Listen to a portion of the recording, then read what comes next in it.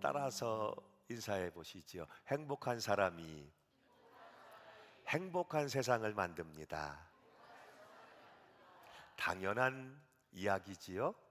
주 안에서 행복한 사람이 행복한 세상을 만들어 갑니다. 그리고 주 안에서 여러분 한 분 한 분이 행복한 존재, 행복한 삶을 이루어가게 하시기 위해서 우리에게 주시는 행복의 계명, 특별히 10계명을 주고 계시는데, 오늘 우리에게 주시는 두 번째 계명은 내 우상을 제거하라. 한번 따라해 보십시다. 내 우상을, 내 삶의 우상을 제거하라. 아멘. 오늘 이 말씀을 어느 목사님의 간증을 소개하면서 시작하겠습니다. 월요일 오전 저는 차병원에서 개원 9주년 기념 예배에서 설교했습니다. 몇 해 동안 계속해오던 일이고, 병원을 갈 때마다 정말 믿음으로 목회자를 대접하는 차경섭 이사장님이 좋았고, 현재 포천 중문의대의 총장으로 있는 김병수 박사는 연세대학 총장을 지낸 분임에도 불구하고 목회자에 대하여 아주 극진히 대하는 분이십니다. 그런데 그날 아침 행사를 진행하려고 단상에 올라갔는데, 이사장, 총장, 병원장, 의료원장 등의 자리가 있고 저의 자리는 제일 말석에 있었습니다. 그런데 제가 얼마나 세속적인 인간인지 기분이 그렇게 좋지 않더라는 것이지요. 의자마다 이름이 붙여져 있는데 사람들이 다 오기 전이라 이사장은 맨 웃자리에, 저는 제일 말석에 앉아 있어야 했습니다. 이제 한번 이 일을 준비한 사람들을 생각해 보시기 바랍니다. 이들은 단상에 올라가는 사람들이 모두가 중요하지만 그 중에 누가 더 중요한지, 자신들에게 우선순위가 누구인지에 따라 분명히 자리를 배정했을 것입니다. 문제는 대우를 받는 저는 합당한 대우를 받지 못했다고 생각했기에 경이 여김을 받았다고 생각하게 된 것이지요. 준비한 사람들은 얼마든지 항변할 수 있을 것입니다. 어쨌든 순서는 정해야 하고요. 위에 계신 분들을 다 존경하고 대우를 했습니다. 그런데 대우를 받는 입장에서는 그렇게 받아들일 수 없다는 것이 문제지요. 여러분 생각에는 어떠십니까? 우리가 하나님을 믿노라 섬기노라 할 때에 이 두 가지 모습이 나타날 수 있다는 것이죠. 하나님의 입장에서 하나님의 방법대로, 하나님의 명령대로 섬기는 것과, 나의 입장에서 나의 방법대로 믿고 섬기는 것, 이 두 가지의 입장 혹은 모습이 우리의 신앙, 섬기는 생활 가운데 고스란히 나타날 수 있다는 사실이지요. 문제는 하나님은 하나님의 입장에서 하나님의 방법대로, 하나님의 명령대로 섬기는 자들을 찾으시고 그렇게 신앙하는 사람들을 기뻐하신다는 사실이에요. 하나님은 여러분을 지으신 분이세요. 여러분을 구원하신 분이세요. 모든 죄에서 여러분을 건져내시고 모든 불의를 씻어 깨끗하게 하시고 그 죄의 사슬을 끊어버리고 자유케 하신 분이세요. 그런 다음 그런 성도들에게서 하나님은 최상의 최고의 대우를 받기를 원하신다는 사실이죠. 하나님은 오늘도 여러분을 통해서 이 최상의 대우를 받기를 원하시는 거예요. 그래서 하나님은 우리를 위해 주시는 모든 계명의 가장 기본이 되고 가장 첫째가 되는 계명을 우리에게 강조해 주신 거예요. 나는 너의 하나님 여호와니라. 너는 나 외에 다른 신을 내게 두지 말지니라. Before God, 하나님 앞에 다른 것을 두어서는 안 된다. 하나님 앞에 다른 것이 우선해서는 안 된다. 하나님만 예배하는 백성으로 살아야 한다. 그럴 때 내가 너의 하나님이 되고 내가 너를 지켜 인도하며 내가 너를 반드시 축복할 것이다. 할렐루야. 첫째, 가장 기본이 되고 중요한 계명을 주신 것이고, 그리고 부연하여 두 번째 계명으로 내 우상을 제거하라, 이렇게 말씀해 주고 계시는 거예요. 내 우상을 제거하라.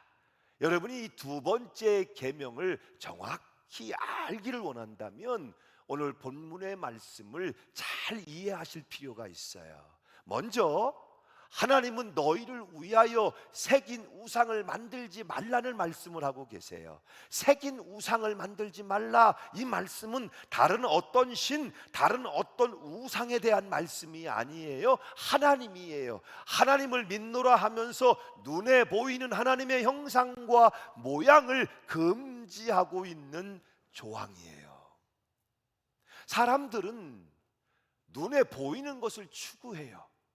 눈에 보이는 것을 자꾸 만들고 섬기려는 경향이 있다는 것이죠. 왜냐하면 내재적으로 본질적인 우리 안에는 이 두려움과 불안이 있기 때문에, 해결되지 않는 두려움과 불안이 우리 안에 있기 때문에 우리는 자꾸 눈에 보이는 하나님을 보여주세요, 하나님을 보여주세요, 눈에 보이는 하나님을 찾게 되고 추구하게 된다는 것이죠. 그래서 여러분, 출애굽기 32장을 보면 모세가 하나님의 이 계명을 받기 위해 시내산에 올라가 있을 때에 모세가 더디 내려오므로 불안해진 이스라엘 백성들이 술렁술렁 하더니 어느새 제사장 아론에게 달려가서 앞으로 우리를 인도할 신을 만들어 주세요, 우리는 신이 필요해요, 금붙이를 다 가져와라. 백성들의 금붙이를 모아가지고 주물을 모아서 뭘 만듭니까? 금송아지를 만듭니다. 그리고 백성들을 모아놓고 이렇게 선포하지요. 이스라엘이요,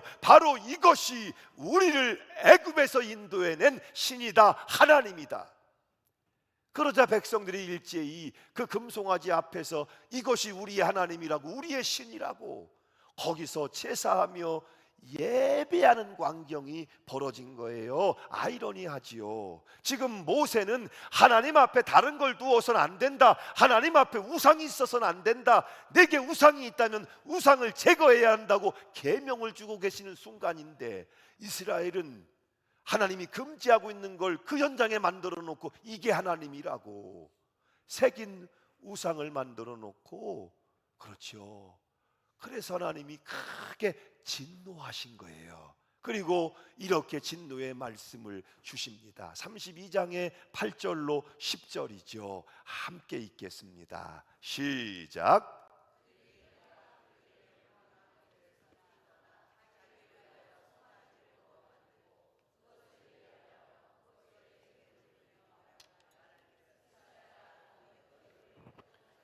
너희 신이라 하였도다. 여호와께서 또 모세에게 이르시되 내가 이 백성을 보니 목이 뻣뻣한 백성이로다. 그런즉 내가 하는 대로 두라. 내가 그들에게 진노하여 그들을 진멸하고 너로 큰 나라가 되게 하리라. 얼마나 속상하셨는지, 얼마나 진노하셨는지 이 백성들을 싹 쓸어버려야 되겠다. 왜 이 문제를 두고 하나님이 이렇게 진노하실 수밖에 없었을까요?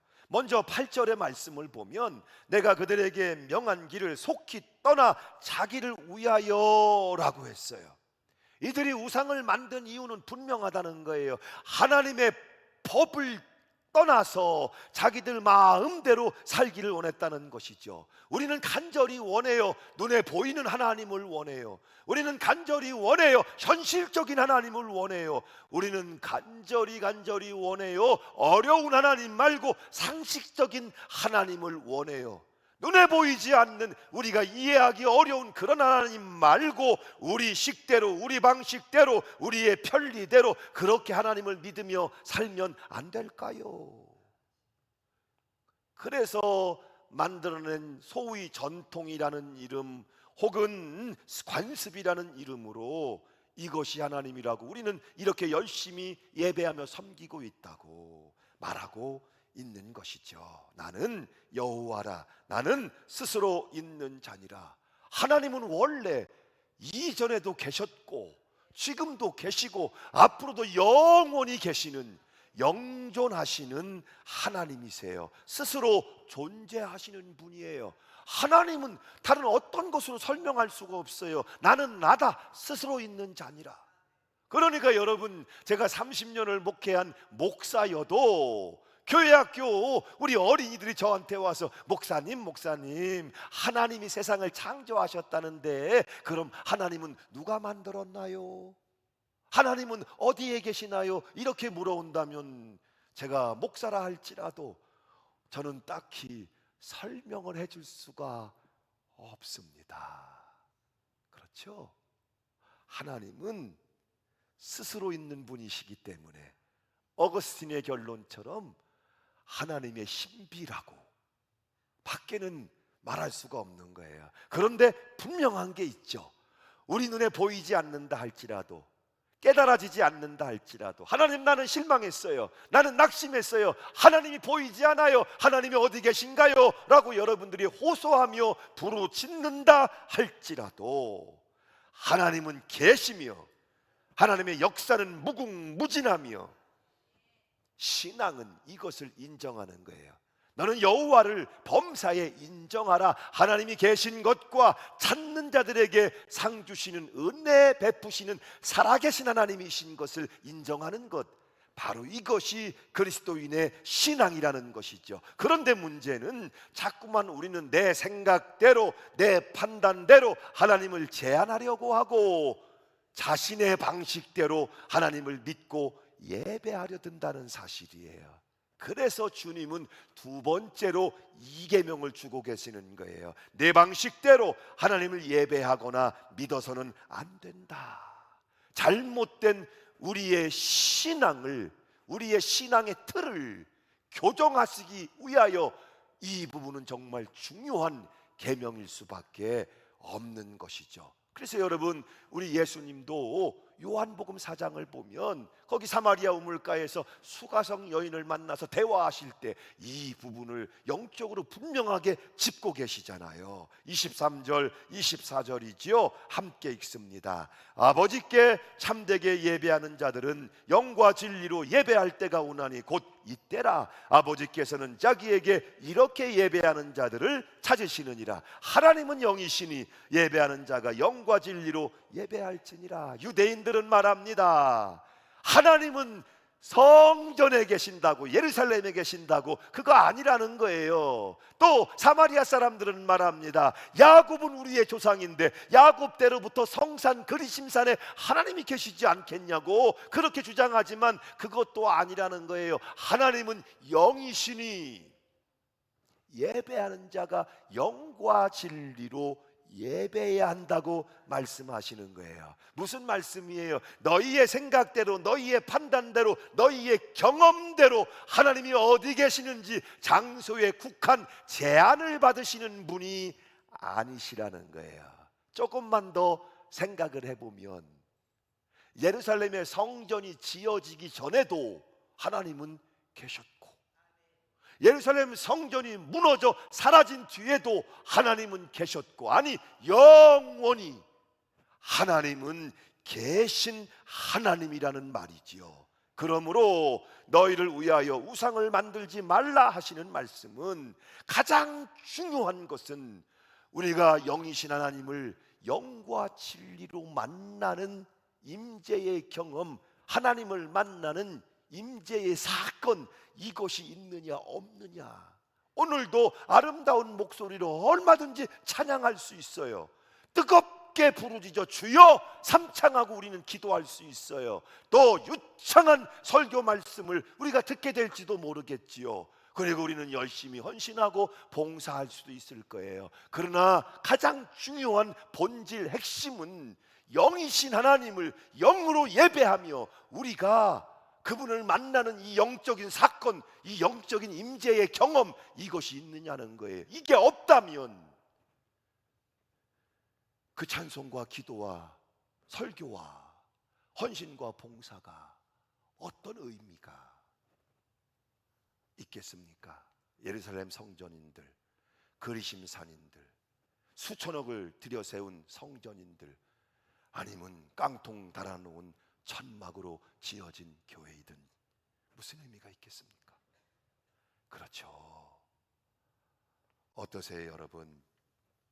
요즘에 저는 가능하면 공적 예배 시간에 찬송가를 부르기 위해서 애를 씁니다.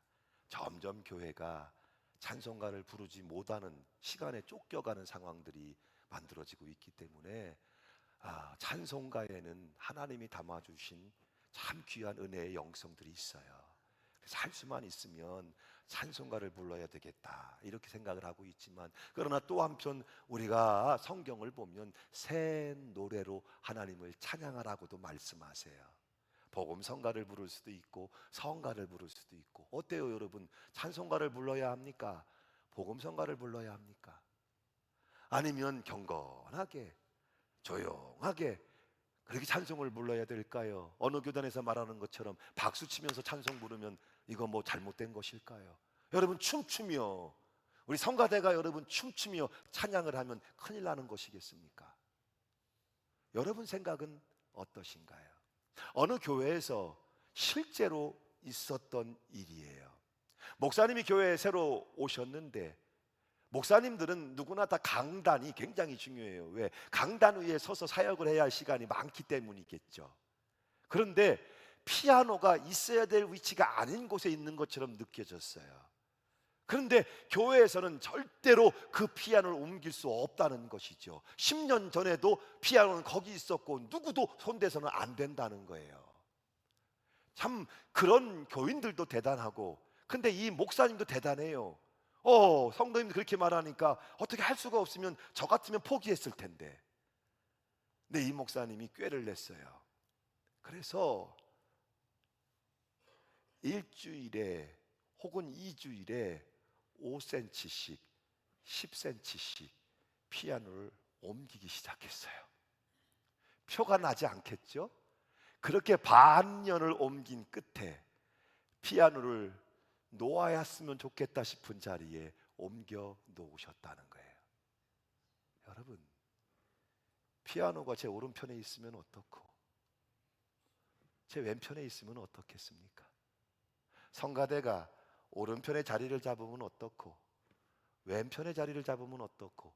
장로님들 요즘에 어떤 교회들은 목회자 뒤에 이렇게 성가대를 같이 세워서 좌석이 쫙 올라왔다가 또 내려가게 이렇게 또 세팅을 하고 예배를 더 잘 준비해 드리는 교회들도 있더라고요.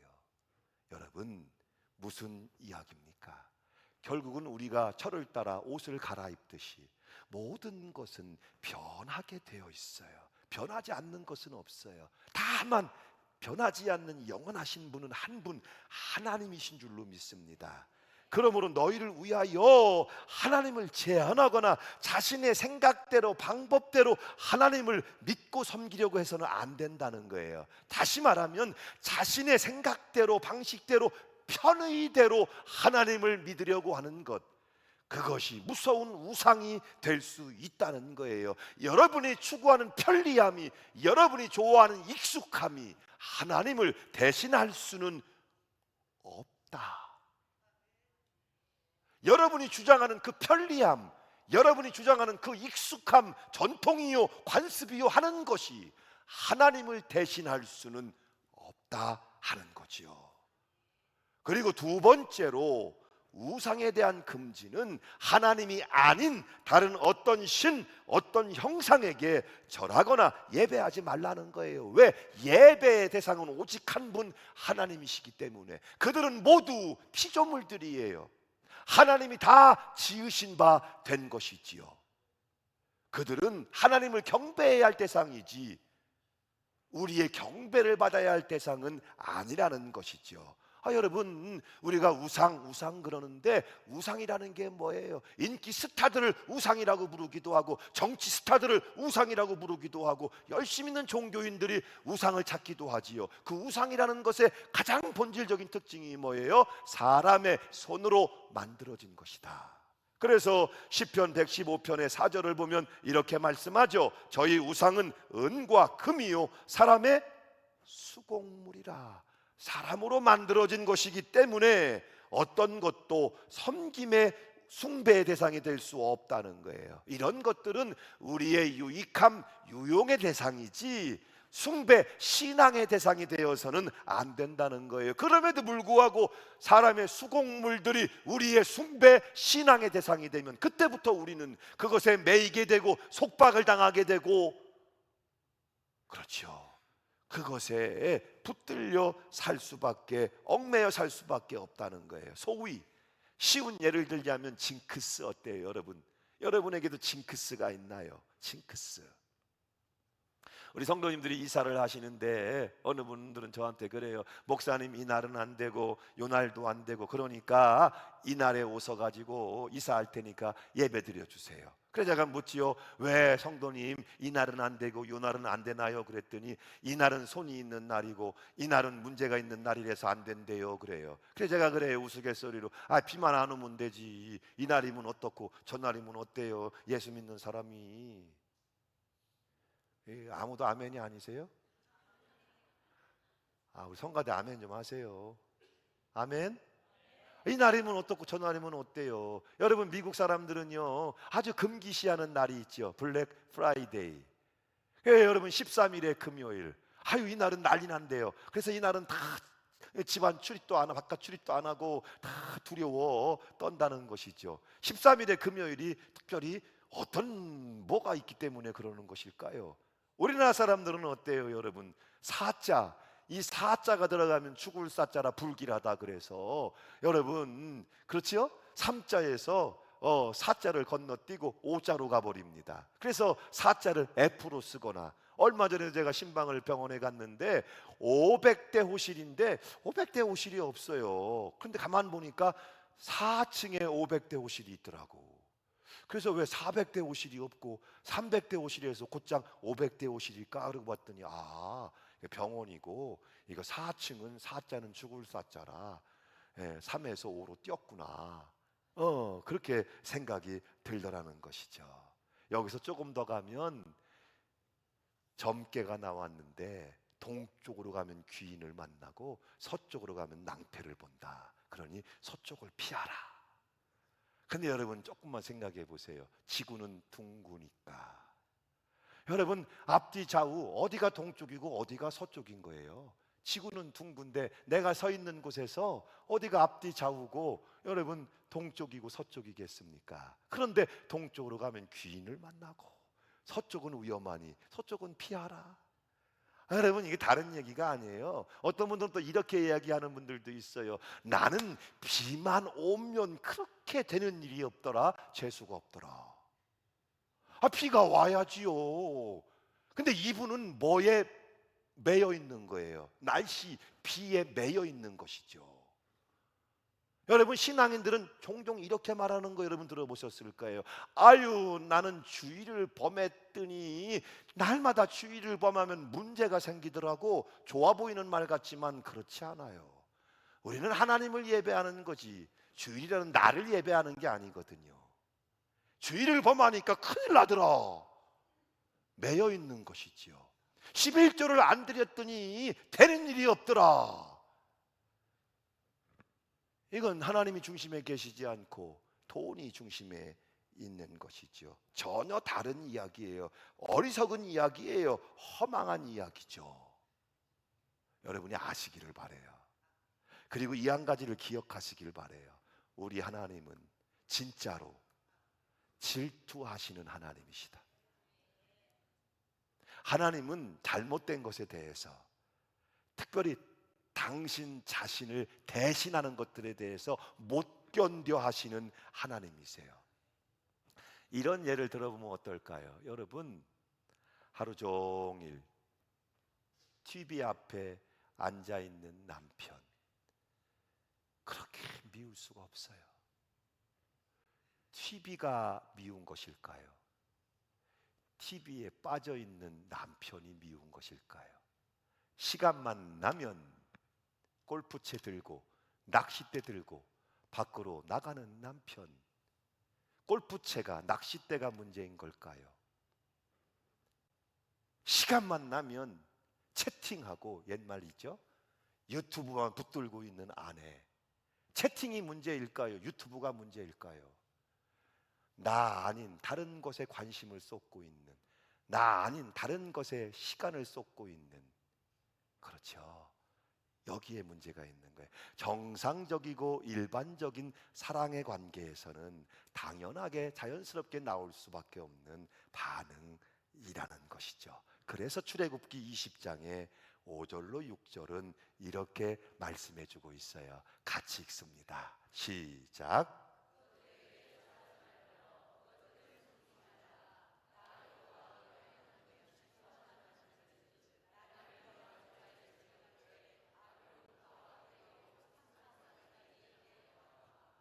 10계명에서 가장 중요한 원리는 The Lord your God, 주 너의 하나님.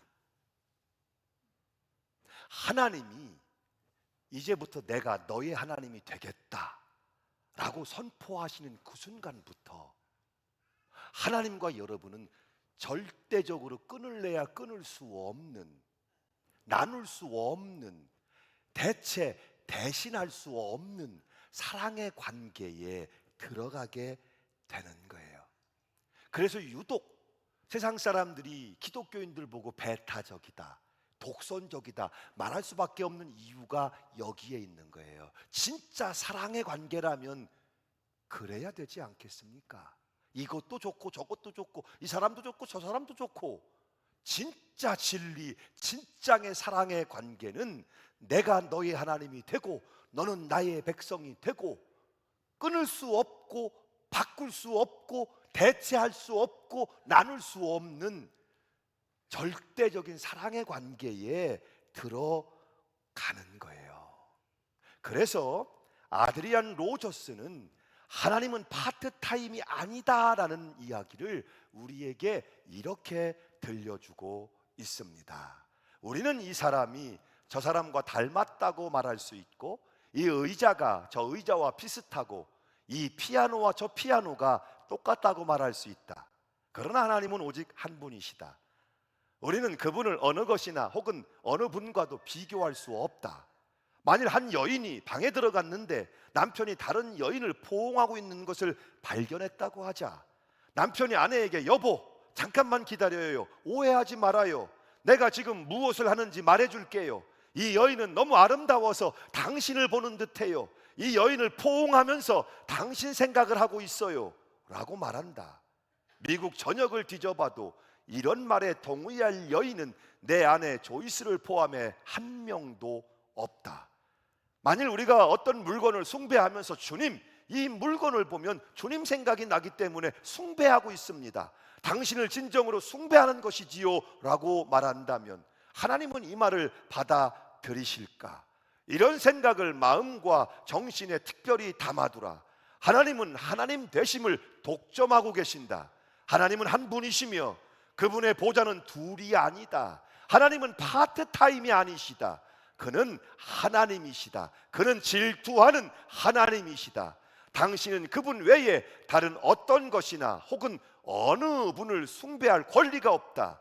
마틴 루터는 우상이란 마음을 붙잡고 있는 것이나 의뢰하는 것이다 라고 말했다. 하나님보다 더 사랑하는 것, 하나님보다 더 경외하는 것, 하나님보다 더 섬기는 것, 하나님보다 더 가치를 두는 것이 있다면 그것이 곧 우상이다. 예수님이 하나님을 첫자리에 두라고 요구하시는 이유는 하나님이 우리의 최고를, 우리의 모든 것을 원하시기 때문이다. 누가복음 16장 13절에서 이 문제를 예수님은 명확하게 하셨죠.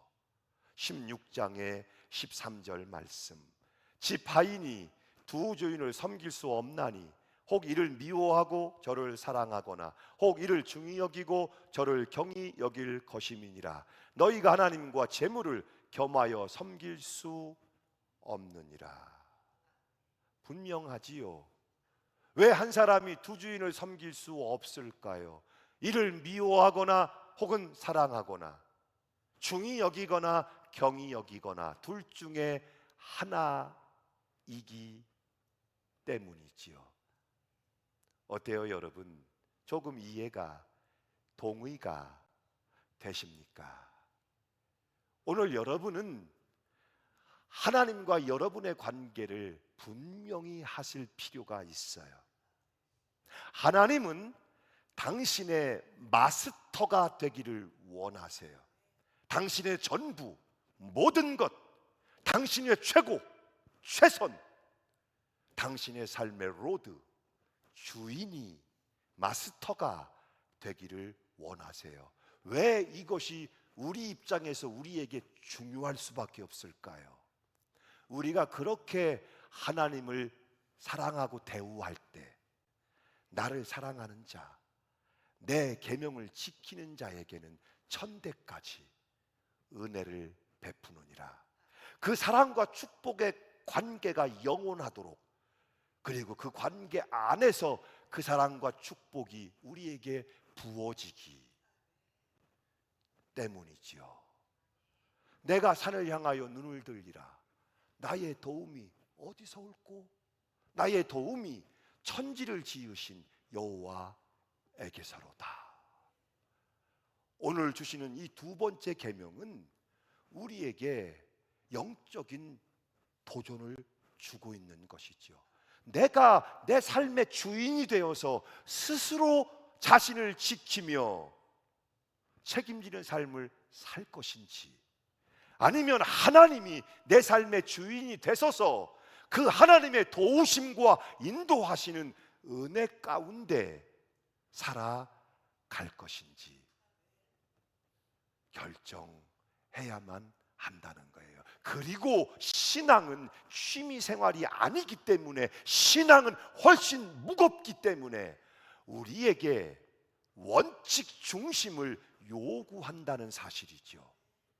우리가 끝내 놓을 수 없는, 끝내 포기할 수 없는 내 신앙의 원칙, 모노 야훼, 하나님 제일주의, 예수 제일주의, 우리가 끝까지 포기할 수 없는 이 신앙의 원칙을 붙들고 살아가고자 할 때, 그 신앙의 원칙이 여러분을 지킬 것이며 여러분을 도울 것이며 끝내 여러분을 인도해 갈 것이라는 사실이에요. 사랑하는 여러분, 오늘 여러분은 마음의 결정하시겠습니까? 내 삶의 우상을 제거하기로, 하나님을 예배하며 섬기며 살아가기로 오늘 여러분 마음에 결정이 있게 하시고, 그 결정을 하나님이 지지해 주시고 그 결정을 쫓아 이루시는 놀라운 은혜와 축복이 믿는 여러분 삶에 반드시 있게 하시기를 주 예수 이름으로 축원합니다. 아멘.